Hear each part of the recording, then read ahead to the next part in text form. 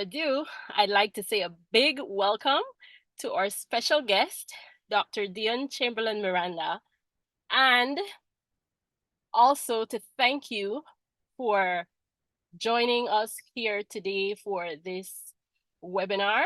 It's really an honor to be able to listen to such an esteemed speaker. You all don't know, she's a well sought after speaker, and so we are very humbled that you agreed to be with us for this webinar on the law of the lid. Thank you so much, Dr. Chamberlain. Please go ahead. Thank you so much for having me. I'm excited. I see my good friend Mary Martin there. I'm not seeing any other faces, so please don't think I'm not saying hello. Thank you again, Adele. It's been a pleasure to always interact with you. Um, I know that I don't have a lot of time to talk, and the reality of it is that I have so much that I want to say during this Women's Month, which is this special time that Adele invited me to be a part of it. However, I wanted to get in first of all to that topic, redefining the lid. And the reality is that society creates not only the lid for us, they create the buckets, they create the containers that they put us into. However, there are times that we do need that lid to block out the noise and the frustration and the smoke and mirrors and all of that. But sometimes it just requires that we take off that lid completely. And that's why I like to refer to my life pretty much like a bucket. I believe that if you can dream it, you can achieve it. And it really makes a lot of sense for you to identify, first of all, that you can accomplish whatever it is that you want by choosing the extraordinary over the ordinary. It does take a very different mindset, however, and I call it a journey of self mastery, which I started about 15, 20 years ago. And Reverend Otto Wade said something to me in one of a sessions similar to this a couple of years ago. And he said, if you can win complete mastery over self, you will easily master all else. And to triumph over self is the perfect victory. And that really made me think back and identify, how did I get to the point that I am? And in doing that, I think I should probably tell you a little bit about myself first. I am a product of a single disabled mother with a great village of people who supported her. However, like many of us in small countries like Belize and within our environments, we are often affected and impacted by those who want to take away our innocence. And at a very young age, I was abused by the priest's son of our church. And he was encouraged by a cousin of mine who was his girlfriend, a teenage girl at the time. So it just takes you to understand the conspiratory effects that sometimes occur within our lives that affect us. And this went on further for my uncle at age 15 to further perpetuate these acts. No, I'm not saying any of this for pity, and I just want all of the audience to know that I'm really, and I know that some of us start off really well with perfect lives and then we fall off and then we need to get back on. But and I'm not trying to impress anyone, but I must impress upon all of you. The reality is that it doesn't matter how low we've been or how far we've come from, that we have to kick off the lid that society wants to place on us.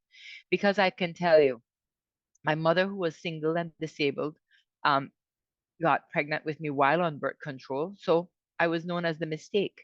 However, a very good friend of hers, Ellen Michael, told me one day that you are not a mistake, you're a miracle. And I want you to realize that when you change the way you look at things, the things you look at will change. And she changed the way that I looked at my life as being a mistake to being one of a miracle. And that is when I decided at that age, I think it was around 16 years old, that I would no longer be the victim of whatever circumstances that anybody placed me under, whatever containers, whatever lids that were placed upon me, that I had to create the kind of life that I wanted to be dealt, right? And so that's very important to know, that all of us have to choose what we want. And I chose to remove myself from being a victim to being a victor.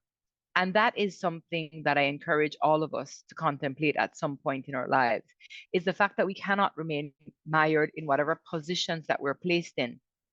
And I'll tell you that there are so many negative forces around that are going to try to keep you there. And these negative forces come in the guise of religious persons, friends, family, lovers, whatever it is. But the one thing that I do know is that prayer is how you speak to God, and the way that God speaks to you is through your gut. And if we were to just open our eyes and start to listen to what our heart, our mind, and God is telling us, we would know that many of the decisions that we make are what lead us to the destinations and the outcomes that we all have to live with. This was a hard pill for me to swallow at one point in time, because I had to realize that when my principal said that I was least likely to succeed, that although she was being real about that, because of the trouble that I was giving, those words could have scarred me and damaged me for life. However, I had to decide, what outcome do I want from this, and where do I want to take myself beyond that point?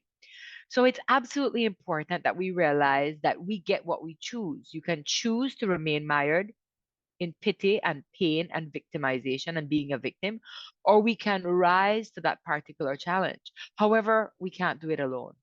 We've got to find the mentors, the coaches, the friends, the persons who are of quality in our lives. One of the things that I picked up a couple of years ago by one of my mentors, Consuelo Kickbush, is to create a vision board for myself. And the vision board is very simple. And I encourage all of you on this call to contemplate just getting, a foamy board and start sticking stickers on it that will show where you want to be in the different segments of your life. I simply use, my friends, my relationships, my finances, and I try to figure out what is it that I want for the future, just like how a company creates a strategy, and it guides me to where I want to be. I don't do resolutions. Resolutions means to resolve or to cancel. I make New Year's decisions and I create a yearly word. Last year, and I'll tell you, sometimes I choose the word or sometimes the word choose me. Last year, I chose the word surrender. And you would not believe the amount of surrendering I had to do. I lost my 55-year-old brother, my only living spouse within the country. And I became lonely in a point of time where I felt that I was most fulfilled with everything that I had in life. But that severe loss and the surrendering that I had to do to all of the pain, all of the trauma, all of the things that I was going through at that point in my life, I realized that by surrendering, I could have done and I did a lot better for myself. I even fractured my spine during that period of time and I surrendered to it. And the reality is that when you surrender and you give in and not let it take over, your vista changes quite a bit. So, my word for this year is rebirth. And rebirth means a lot to me because I want to do things differently than I'd done it before. Because if I keep doing what I did before, although I have arrived at some level of success, I'd be just spinning the wheels and being at the exact same position that I am. And I want you to remember those words, that I am word. It's something that comes from the Bible as well. We shouldn't be saying that I am broke, I am lonely, I am sad, I'm angry. I am, because you become who you say you are. And whenever anybody puts any labels on you, and worse, if you're the one who's putting it, you're creating a position that doesn't make any sense for you. And then there's this word disaster that a lot of us like to use all the time. Disaster is when you take away your shine. This take away Aster, shine. The reality is that if you allow your shine to be taken away, you're taking away everything of you. And I'm not talking about ego, because ego is when we edge God out and we don't realize the messages that He's bringing to you and the direction He's taking you in and the blessings that you're being given every day, the grateful feeling that we should have for all that we have. I'm grateful that I woke up. I'm grateful that Adele asked me to speak to you all today. And I realized that I can't be in that space of being full of myself. I have to be in a space of humility, of love, of acceptance, of abundance, of growth, of curiosity, because fear is false expectations appearing real. So if I decide what my future is going to look like, I'm not going to decide on a negative future. I will decide on the future that I want, but I'm not just going to sit back thinking it will happen, because you reap what you sow and you have to give to get. It's not the other way around. And I've realized that when I was poor, when I was always missing that dollar or something out of my pocket. Poor is when you people who overlook opportunities regularly, when you don't see the value of what is coming into your life and you sit there thinking, poor me, poor me, poor me, instead of looking at the opportunities that you can gather. So today, I wanted to give you a little bit of a crash course on me, and I'm nowhere near perfect. I'm nowhere near whole. Every single day, I work towards being who I want to be. Remember, self mastery is a journey, it is not a trip, and we're going to get there at some point. However, I realize that you teach people how to treat you by what you allow, what you stop, and what you reinforce. And I believe that it has taken me quite a bit of time for me to understand what that means, where I can stand in my own space, realizing that I'm not dependent on others for things that I need. I want them in my lives, yes, but dependency allows you to give away your self respect, your self esteem, and who you are. And in this room, no matter how many or few of us there are, you are the most important person here today. And it's important for us to realize that everybody here wants to live, wants to love, wants to learn, wants to leave a legacy. And so we're all equal. None of us are better than the other. It doesn't matter what your bank account is. It's so humbling to know that our grave spots are pretty much the same. And no matter how big or small you are, your casket is pretty much the same. And so it's important for us to have healthy respect for everyone that is out there. And I have found that this has been the way that has gotten me to where I want to be. I'm not looking for riches. All I'm looking is for me to make one shift in one person one day at a time. And I ask that you think about anything I've said today. If it doesn't resonate with you, delete it. But if it does, contemplate it and realize that it's your turn, it's your day, it's your moment, and you have to seize it now. Don't allow others to decide what your future is going to be. So, belief in yourself is absolutely important. Your integrity takes a first spot. Before I came on this call, I was trying to think of women that I truly admire within my life, ones that have impacted me seriously. And I could tell you that I think of people like Bernice York, my kindergarten teacher. I look at my mom, who, although disabled, although um, so many things were difficult for her, she made sure that she stood up and she told me how amazing I was every single day. And she defended me when others hurt me and fought for me no matter what, and gained enemies and gained friends along the way by doing that. I look at people like Judy McCutcheon, who was the first person to expose me to speaking internationally. I look at so many persons who I see stand up for themselves, but they're not liked by no means, and they're not loved by any means. And I want you to realize that leadership is a lonely place. It is not a place where you will get all of the friends and everybody will be with you. But I can tell you one thing: when they try to think, they can't think of anything bad to say about you, because you stand in the present, you participate fully, and you have integrity every single step of the way. But most importantly, not taking things or yourself for granted. That's absolutely, absolutely important. And I want you to remember that in life, we're either living or we're dying. We're either nourishing or we're toxic. I've realized that even if I'm in prison and I'm a lifer, I will write a book. I will cultivate my mind. If I'm going to be leaving prison soon, I will learn a skill so that I can get out there. And I know that you might be asking me, why am I talking about prison to a group of women who are here just for motivation and to go forward? Because many of us are in prison. We're trapped by domestic violence. and we're trapped by the fact that as women we just give and we don't realize that sometimes we start feeling hurt, and that is why we lash out and why we may not be resounding with the best words that will help people. Remember though, that only hurt people. And if you ever find yourself in that position where you are saying something that could hurt someone, it's because you yourself are hurting. And that's what I've done every time. Every time I become mean and I lash out, I have a son that says, Mrs. Positivity, I wish those people at your work would see you now. And that's when I snap back and I realize, you know what? I need to nourish. I cannot be toxic in any space that I get into.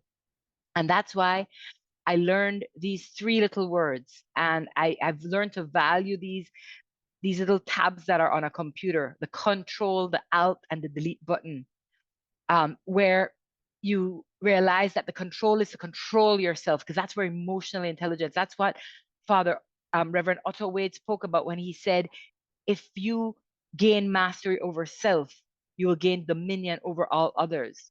The alt is where I look for an alternate solution, because I can tell you that every day something's going to throw in your face and you're like, oh my God, what do I do now? But there is an alternative. And the alternative is never to hurt, never to affect someone's growth, never to, to be upset to the point that you want to affect someone else. It's okay to have your emotions, but never to throw them onto somebody else, and to delete any situation that hurts you. I know that in Belize, we don't like the word divorce and we don't like breaking up and we don't like about leaving jobs. I mean, I'll be honest with you. A couple of years ago, I went and applied for a job and they said that, we can't really hire you because you move around too much. People don't understand that psychological safety is one of the most important things that you all can have. So whether it's in a relationship, in a friendship, in an organization that you're volunteering, in your jobs, on the bus that you're sitting down, wherever it is that you feel that you're in a situation that hurts you, get off, get away. And I've learned this very seriously. And I can tell you that one of the best decisions that I ever made in my life was to get off of a toxic workplace bus where I was being torn apart and becoming somebody that I really did not like. And worst of all, I was affecting the person I loved the most in my life, my mother, by being mean to her when I came home from work, all upset and all angry and all of that kind of stuff. So I want you to remember in life, and this is not in the wrong way, MYOB, mind your own business, is about your mindset, your goals, your visions, your plans. Find what it is that you want, what you truly want. Where do you want to end up? And you'll realize that many of the decisions you're making right now, many of the conversations you're having right now, you're not going in the direction where you intended to. And so it's important for you to realize that. Write out your plan, your vision, all of that, and then you will know if what you are doing is taking you there. People talk about values all the time, but there's no use in having values if you don't have behaviors which match the values, because that is what will give you the consequences and the outcomes that you're looking for, that will get you to that point where you achieve what you want. And you are the most important person in this room right now. So remember the power of your words. When you hurt somebody, how does that come off? Is that doing something for you, or is it helping? Is it hurting? Are you creating a better world? Paint that image that you want. Live your dreams, not only dream them. That doesn't make sense. I remember lying down when I was young, wanting to be a chemical engineer all the time. I was never able to do that because I had a limiting belief, because my finances weren't enough and I couldn't get it and I couldn't get a scholarship and I didn't know how to do that. The reality is that I created my own lids. I covered my own bucket and did not allow myself to grow. I'm happy now that I see my children flourishing, that every young person that calls me, talks to me, and I guide them where I never had the guidance, that they are now seeing how their dreams can be achieved. But I want you to know something. We all want everything, but do we expect it?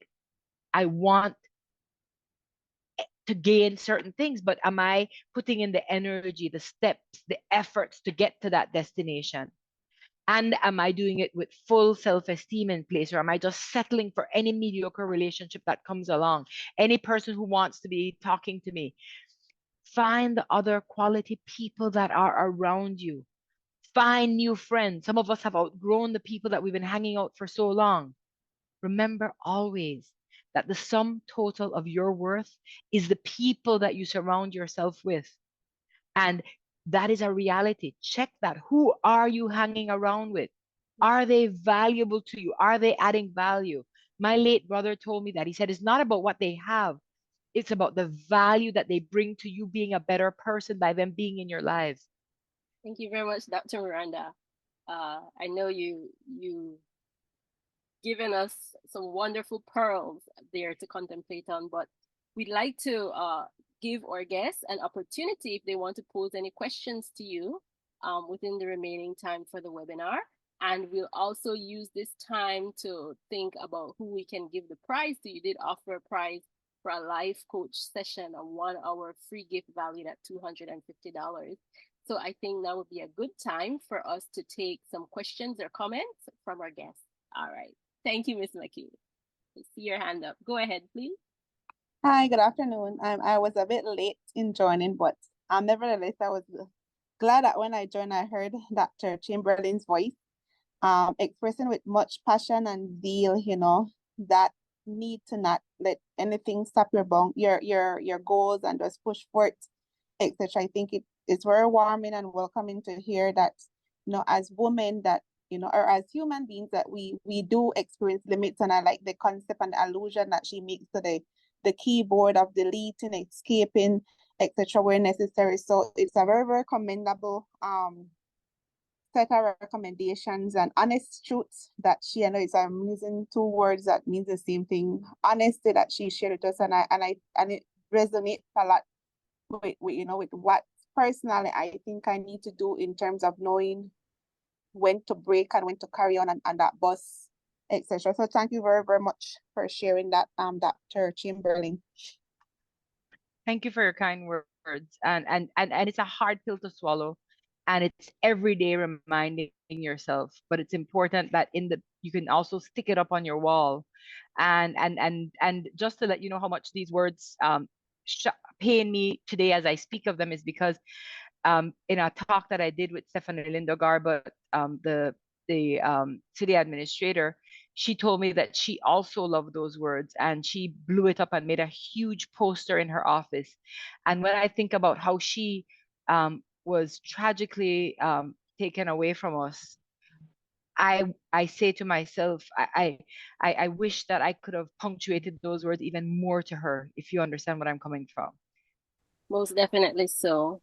Definitely so. And our heart really goes out to her family. She is a former co-worker of mine from the Amanda Press. She used to work there for a little while. And of course, our beloved Belinda's daughter. So it was quite a shock to hear what had transpired. I just want to say a heartfelt thank you, Dr. Chamberlain, for personalizing this for us, for being so sincere and forthcoming with your personal experience, and for making it very practical. That I think each and every person who is in this webinar right now, that whatever you said could have resonated, no matter the age group, no matter if you're male or female, no matter what your past has been or what the future holds. And I think that I really want to personally thank you on behalf of all of us here and on behalf of my colleague for you taking the time out and also for offering the gift that we would love to give away. So it looks like we're going to be making a decision between interaction in the webinar and also the feedback form. So if you check the chat, we did share the feedback form for you to offer your feedback. I know sometimes people might be having microphone difficulties and that sort of thing, but just let us hear from you. Let us hear your reaction, how you feel about what was said today. And of course, you're free to offer your comment or your question. We do have a raised hand from Ms. McKay. I don't know if that's a legacy hand or if you have something new to add, Ms. McKay. Yeah, it's a new hand. As I was listening to Dr. Dionne speak and you, I mean, it's Women's Month and everything, but I was at a session on Friday with some girls, and when the school counselor shared in the chat the activities that we were doing with the girls, the boys, apparently there's a school chat that they have, the boys responded and said, we're always left out. Everything is always about the girls, the girls, the girls. So I would like to ask anyone, Dr. Chamberlain or anyone, how do we get our males to be able to be more emotional beings.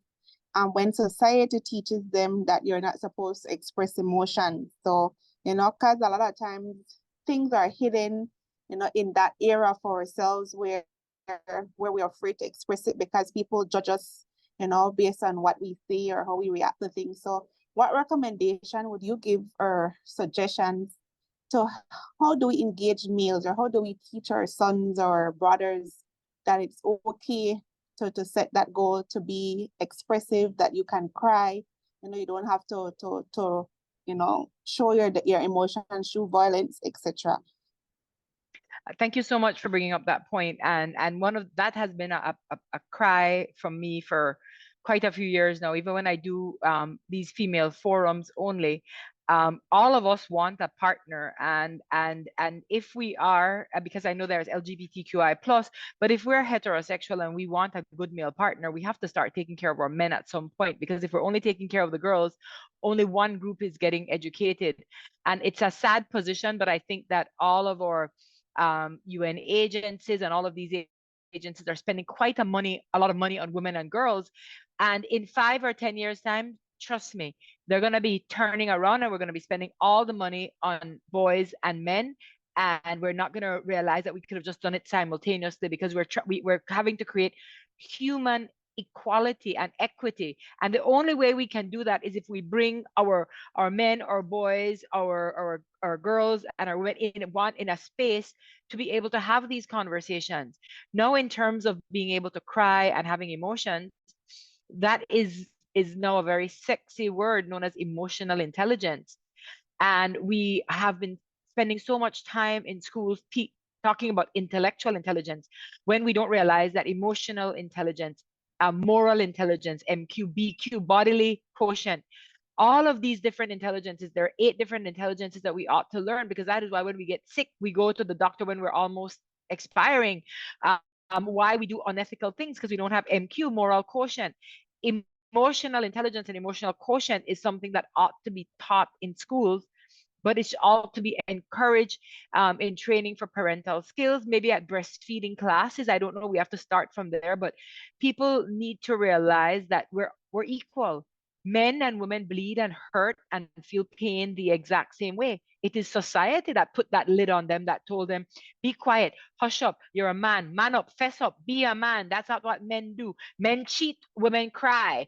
I mean, that's what we've told our boys and our girls back and forth from when they were little. So how do you expect them to become men and women who don't see the thing where it's like we perpetuate hurt and then you cry? That's what women do. They bawl. That's their point.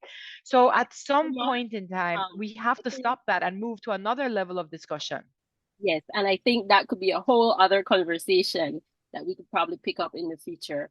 That was an excellent point, and I think it's an excellent point for us to meditate on as we close, to see how we could bring that balance. I want to thank you so much again, Dr. Chamberlain. Thank you.